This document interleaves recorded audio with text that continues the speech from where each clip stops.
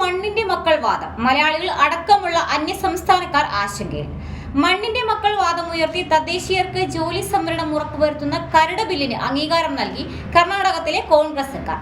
മുഖ്യമന്ത്രി സിദ്ധരാമയ്യയുടെ അധ്യക്ഷതയിൽ ചേർന്ന മന്ത്രിസഭാ യോഗമാണ് നിർണായക തീരുമാനമെടുത്തത്. നിയമസഭയിൽ ബിൽ അവതരിപ്പിക്കുന്നതോടെ ഇത് നിയമമായി മാറും. മലയാളികൾ ഉൾപ്പെടെയുള്ള ഇതര സംസ്ഥാനക്കാരെ ദോഷകരമായി ബാധിക്കുന്ന വ്യവസ്ഥകളാണ് ബില്ലിലുള്ളത്. മാനേജ്മെന്റ് ജോലികളിൽ 50%, ഇതര വിഭാഗങ്ങളിൽ 75% സംവരണം കർണാടക സ്വദേശികൾക്ക് നൽകണമെന്നാണ് ബില്ലിലെ വ്യവസ്ഥ.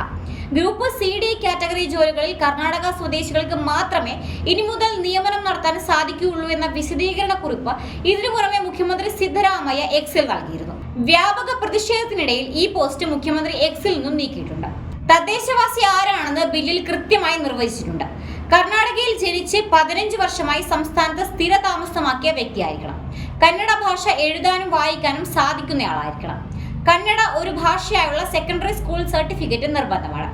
ഈ സർട്ടിഫിക്കറ്റ് ഇല്ലെങ്കിൽ നോഡൽ ഏജൻസി നിഷ്കർഷിക്കുന്ന കന്നഡ ഭാഷാ പ്രാവീണ്യ പരീക്ഷയിൽ വിജയിച്ചിരിക്കണം. സംവരണ വിഭാഗത്തിൽപ്പെട്ടവരെ വേണ്ടത്ര ലഭിച്ചില്ലെങ്കിൽ കമ്പനികൾ തങ്ങളുടെ ജീവനക്കാർക്ക് ഭാഷാ പരിശീലനം നൽകണമെന്നും ബില്ലിൽ വ്യവസ്ഥ ചെയ്യുന്നുണ്ട്. കന്നഡ സ്വദേശികളെ കിട്ടാനില്ലെങ്കിൽ ഇക്കാര്യം അറിയിച്ച് സർക്കാരിൽ നിന്ന് മുൻകൂട്ടി അനുമതി നേടുകയും വേണം. സർക്കാർ ഇക്കാര്യം ശരിയാണെന്ന് ഉറപ്പുവരുത്തുവാൻ അന്വേഷണം നടത്തുകയും ചെയ്യും.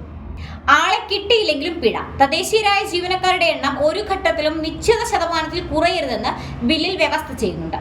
മാനേജ്മെന്റ് തസ്തികയിൽ കുറഞ്ഞത് 25%, ഇതര വിഭാഗത്തിൽ 50% ജീവനക്കാർ നിർബന്ധമാണ്. സംവരണം പാലിച്ചില്ലെങ്കിൽ 10,000 രൂപ മുതൽ 25,000 രൂപ വരെ പിഴ അടയ്ക്കാനുള്ള വകുപ്പുണ്ട്. നിശ്ചിത ശതമാനം സംവരണം പാലിക്കപ്പെടുന്നത് വരെ ദിവസവും 100 രൂപ വീതം പിഴ ഈടാക്കും. ഈ നിയമം മലയാളികൾക്ക് വൻ തിരിച്ചടിയായി മാറുമെന്ന കാര്യത്തിൽ ഒരു സംശയവും വേണ്ട. കർണാടകയിൽ 10,000 കണക്കിന് മലയാളികളാണ് ജോലി ചെയ്യുന്നത്. സംവരണം വരുന്നതോടെ ഇവരിൽ പലരുടെയും തൊഴിൽ സുരക്ഷിതത്വത്തെ ഇത് ബാധിക്കും.